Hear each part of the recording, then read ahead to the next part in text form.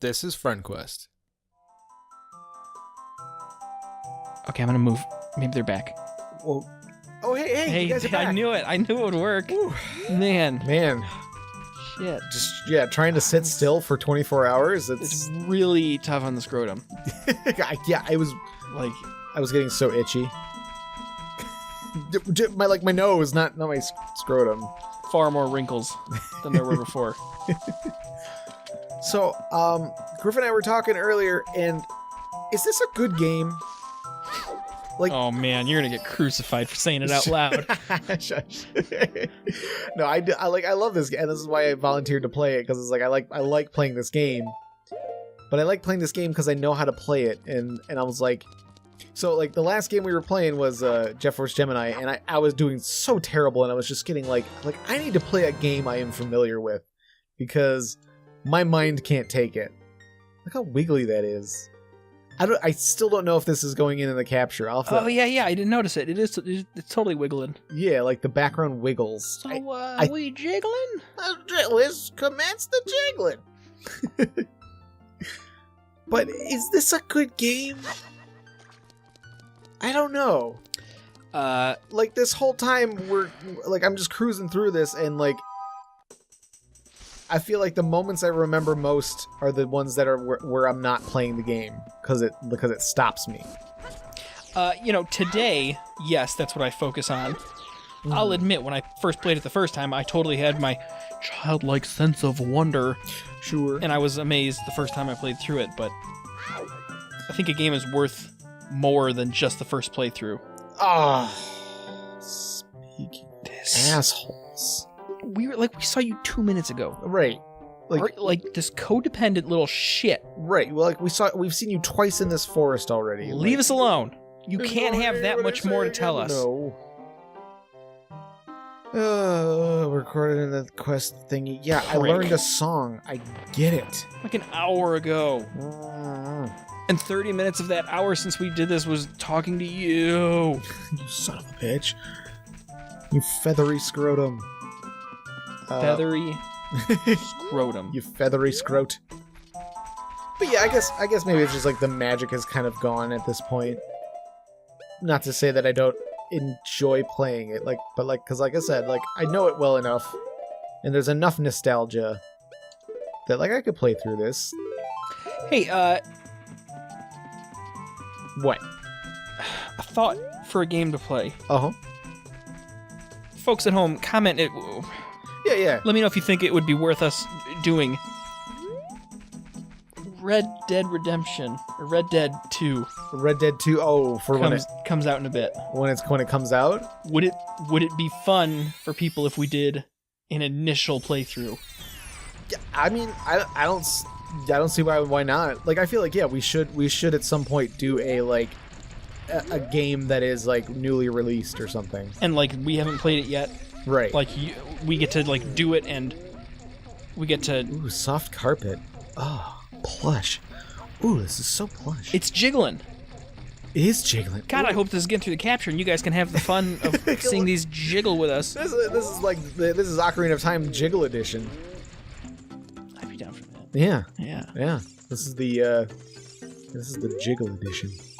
All right, let's get this guy's freak on. You guys ready for this? Are you down? I hope he twerks. He is gonna twerk. Talk about jiggling. Here it comes. Here it comes. Oh! Oh yeah. Oh yeah. That face looks pained. I've been cursed to dance for eternity. I love that Link fucking backs away slowly. Yeah. He's like, Gotta give this man some space. Oh. Come on. Come on. It's like, dude, I stopped playing a full minute ago. There's nobody's playing any music. Dance like no one's watching. Yahoo! No, Google. Damn it. Google. Hey, that's a nice tune. And he's back to grumpy face. Yeah.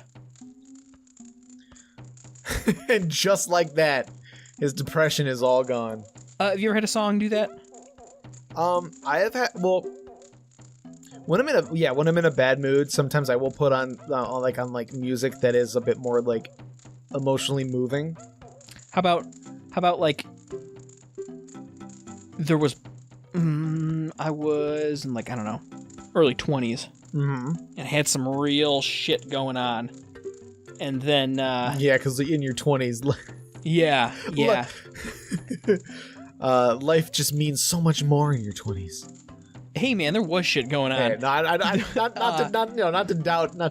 downplay the shit that you actually went through, but like none of the girls wanted to talk to they me. didn't want to talk to me. And the track what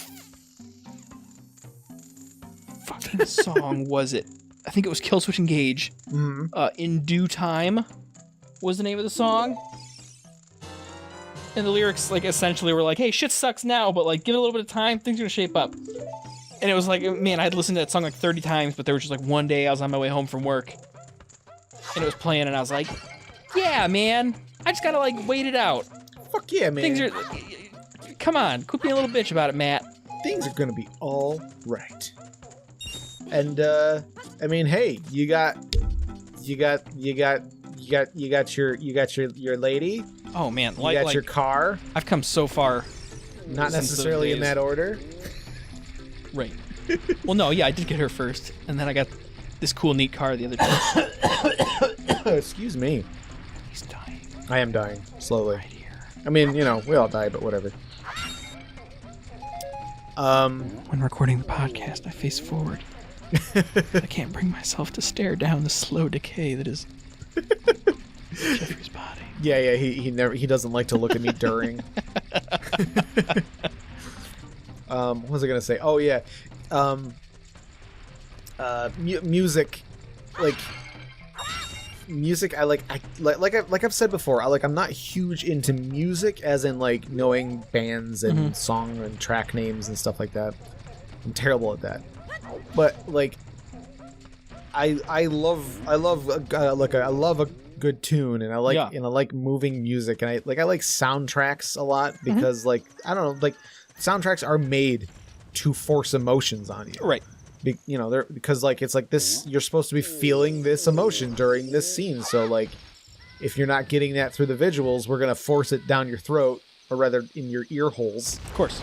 And it works. They do a good job. Like it's, I feel like at this point it's a cheap trick, but that doesn't mean it's not effective.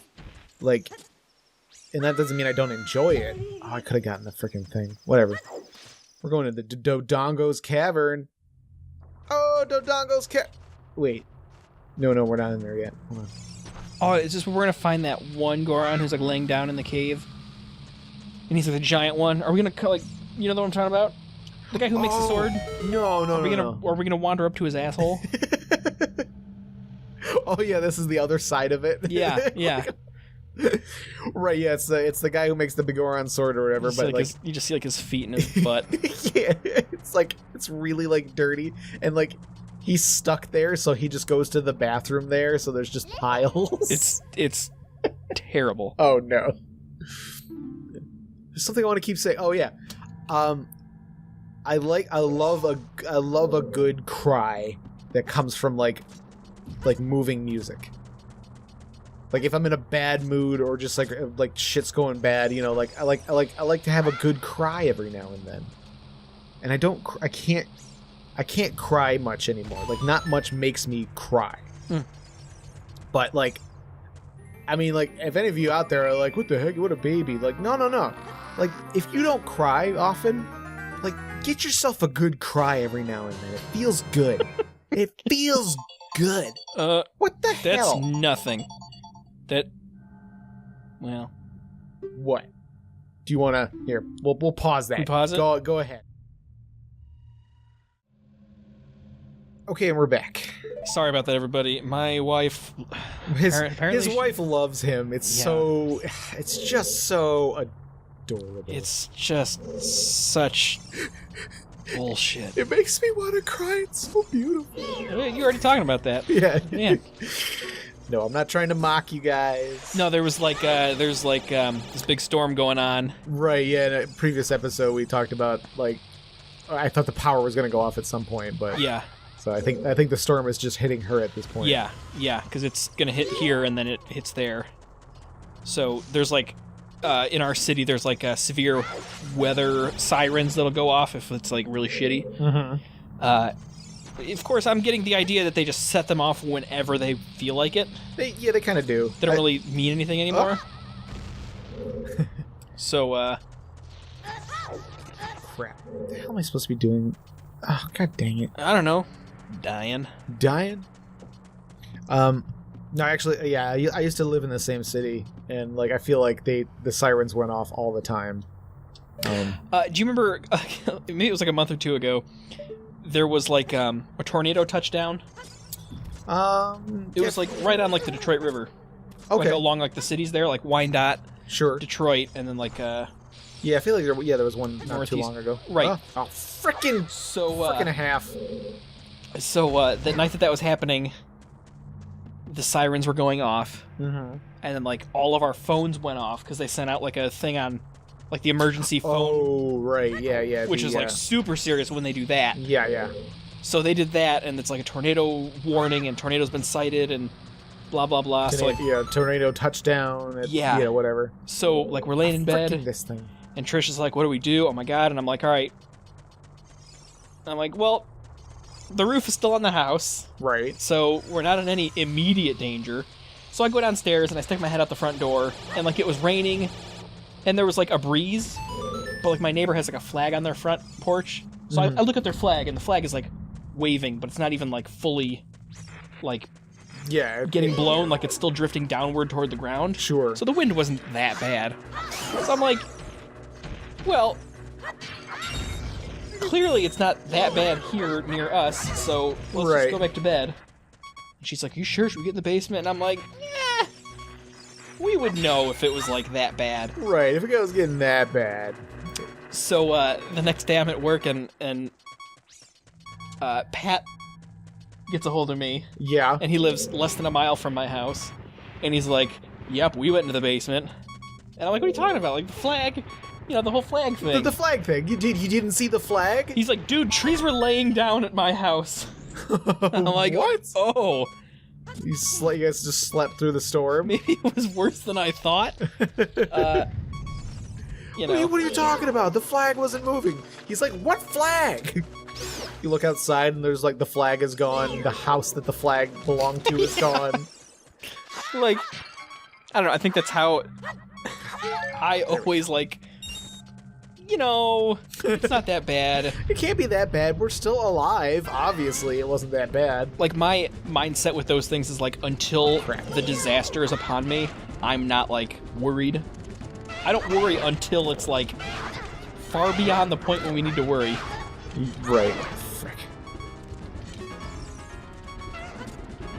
Are these guys gonna be as bad as the Manchester twins from Jet Force Gemini? Shut up. Those guys, man, I was like not enjoying those last couple episodes of that. Yeah, that was fighting terrible. them at least. Once we got through them, I wasn't worried. Son of a bitch.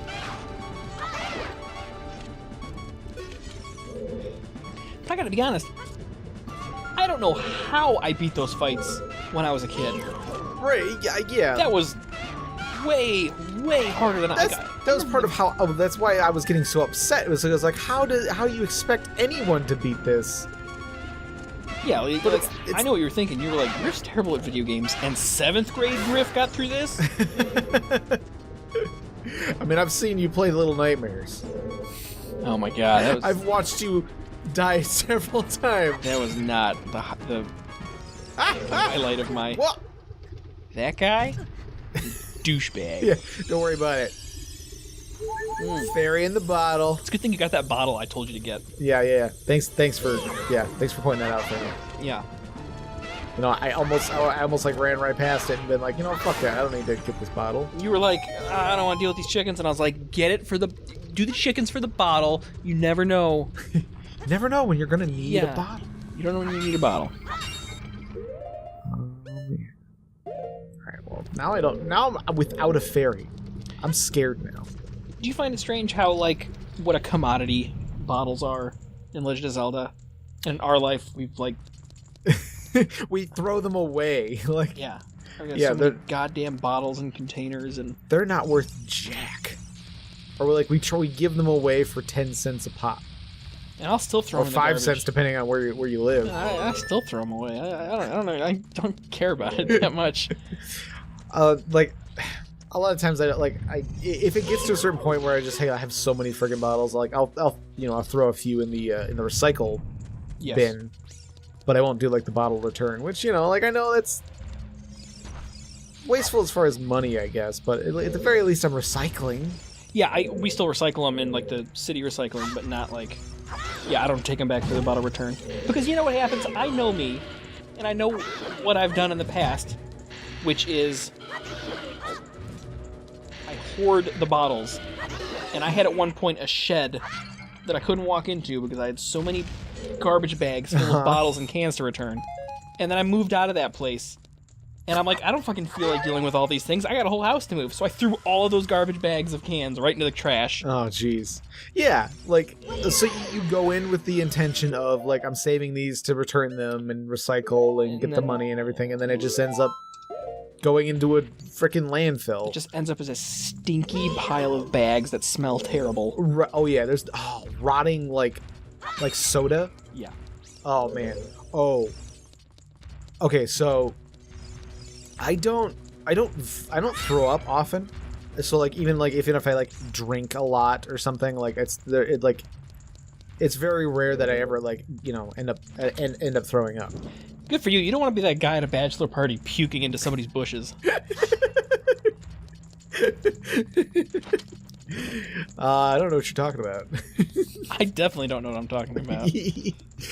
I've never done that at my own bachelor party. There was one time oh gosh dang it, there was one time I was at camping or something with some friends, and got really drunk the night before, and we ended up getting kicked out of the camping ground, oh my god, which was some bull crap because it was a noise complaint thing, because instead of coming up to us and being like, hey, you guys are being kind of loud, do you mind quieting down?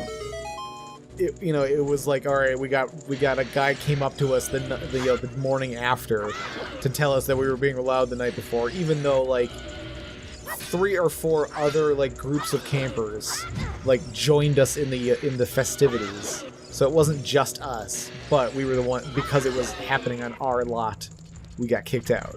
They knew you had strength in numbers. Sure. They were threatened by you. Yeah.